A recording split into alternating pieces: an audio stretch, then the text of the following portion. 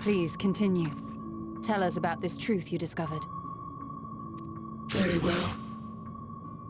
Bear in mind, however, that the purpose of this conversation is not to impart scholarly knowledge, for such requires that you comprehend the subject matter, which you will not. We will forego the intricacies of our scientific methodology and deal only with the conclusion, the end of our society and our world. We acknowledge, with regret, that your star is in the midst of the same panic-induced cataclysm that befell Deneb 3. As such, in order to avoid causing undue distress, we will refrain from explicitly stating how much time you have remaining. You are entirely too kind. I pray you recount your tale as you see fit.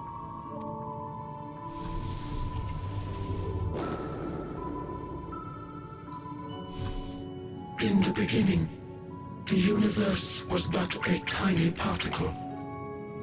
Then suddenly, this particle began to expand. Having remained entirely in the bounds of your star, the phenomenon may be difficult for your kind to grasp. But this expansion has since continued unabated. Speculating that the universe could not grow indefinitely, we sought to learn what might occur, and made a worrying discovery. The stars will continue to spread apart, as will their finite thermal energies. Eventually, all heavenly bodies will grow cold and freeze. No new stars will be born, and the universe will enter into an eternal ice age.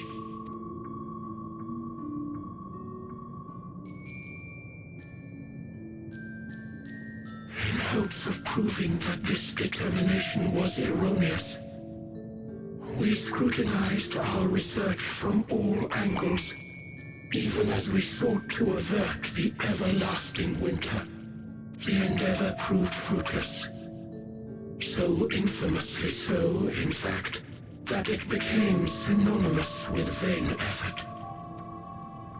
The universe as we know it would end, and there is no way to prevent it. Beneath the weight of this knowledge, our society stagnated.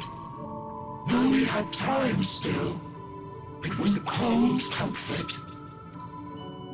Why strive for anything when desolation is assured? When our wealth of wisdom, accumulated since the dawning of our kind, would be forever lost. No civilization would rise from our ashes. No scholar recover our knowledge. In silence unbroken, naught would stir. Intellect was once our pride. Overnight, it became our shame. Our works, monuments to futility. Immortality, our greatest invention, became a source of suffering. Rather than suffer on, many chose to unmake themselves by means of etheric exsanguinators.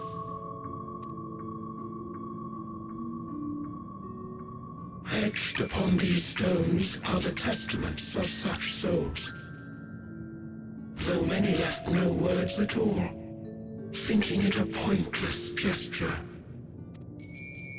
Once we have obtained vessels of flesh, we likewise intend to vanish. If you understand this, understand aught of our tale, you will abandon your quest for knowledge. Ignorance truly is bliss. If you would cling to your illusory happiness, remain primitive and pure. It is the only way.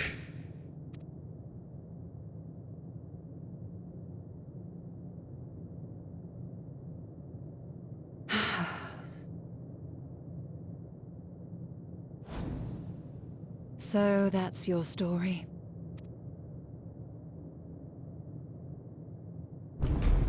While I appreciate your advice, I will not heed it. Convinced though you may be of this truth, it is yours and not mine.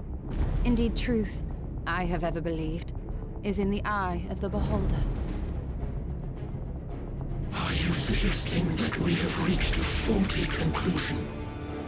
That our science failed us?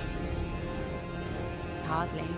As you yourself said, the subject matter is beyond my comprehension. And that, I accept, is true. I do not possess the knowledge to prove or disprove your conclusion. In my mortal years, I doubt I could even approach the wisdom of the air. But of one thing am I absolutely certain. I would not be happier in ignorance. Y'shtola, no! You mustn't!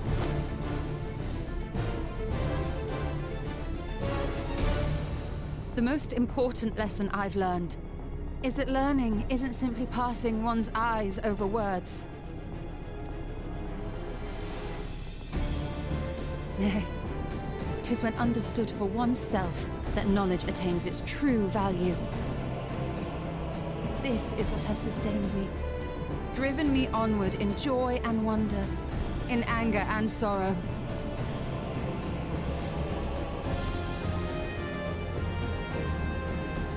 The universe may end, and all may be for naught, but I will live as I always have.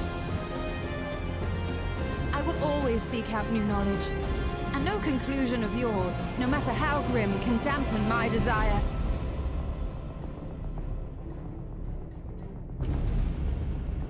I suppose it is only to be expected.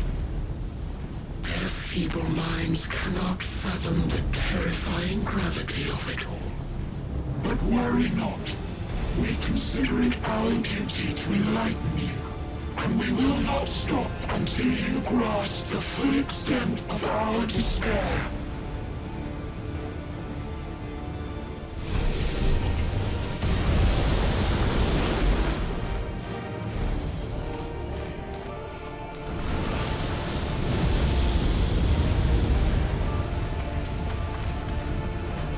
Keep calm and listen well. Though my body will soon dissipate, there may be a way to restore it. Asm's magic. So long as our souls remain, you can use it to summon us back. But you mustn't, for it would mean losing our way forward. This I only reveal so that you can promise not to invoke the magic. We came here knowing what victory may cost, so press on. Press on, and do not look back.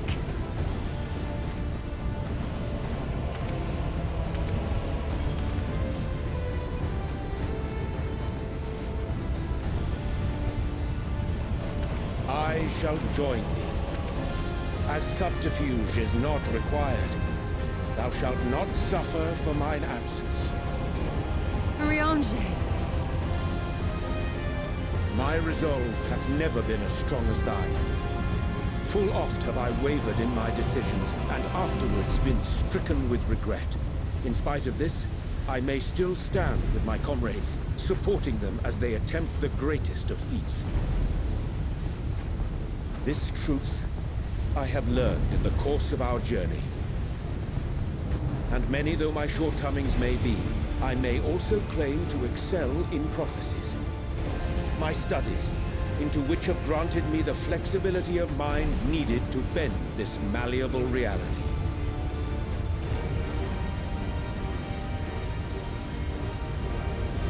Thus shall I hope that thou mayest have the strength to resist, and our comrades the strength to continue.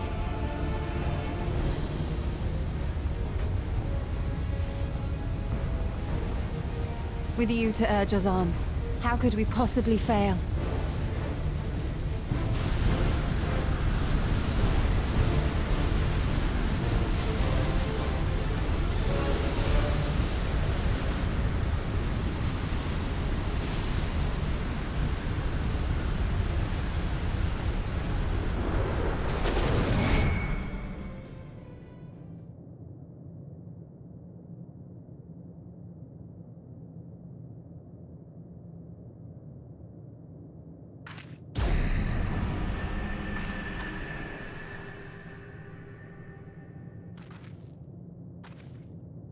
What's this? An extinguished civilization. Rekindled.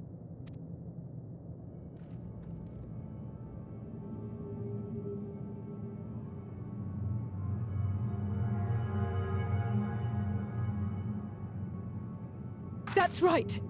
Our quest doesn't end here. We'll press on, and we will find you. There. That's where you'll find me. Is that another star? Of the stars we visited, most were already devoid of life. And where there was life still, the inhabitants wished for death. But even death, we learned, isn't truly the end. It is but a part of the cycle of rebirth. Souls return to the star, or in its absence, a larger flow. And eventually they are reborn, alive again, to know suffering anew. True salvation lies not in dying. It lies in not being born. This is the gift I would give to you. To all life on beautiful Atheris. To that end, we created an egg wherein life cannot quicken. That dead sun. Attain it if you can, before your friends' emotions fade away, along with their protection.